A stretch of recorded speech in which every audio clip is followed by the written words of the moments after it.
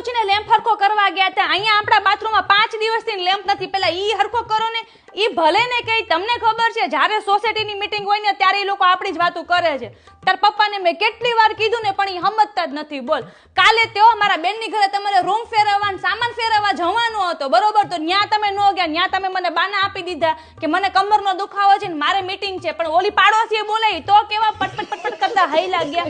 કાલે તે ઓલા હંસાબેનની ઘરે આપણે સાંજે બેસવા ગયા ને હંસાબેને ખાલી એટલું પૂછ્યું તમને શું પીવામાં રસ છે. તો આ હું કે ખબર મને બરફ નાખીને કઈ પણ આપશે તો હું પી લઈશ, પણ એમ ચોખવટ નહીં પાડે કે મને કોલ્ડ ડ્રિંકમાં રસ છે. બોલ આ તાર પપ્પા છે ને હંમેશા આડા જાયલા છે, કોઈ દિવસ સીધા હાયલા જ નથી. બોલ આમ જ મારી સાંભળે છે.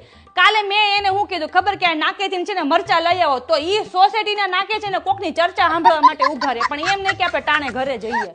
આમ જ તાર પપ્પા મારી બધી સાંભળે છે. હામું હું જોવો છો ખાઈ લ્યો.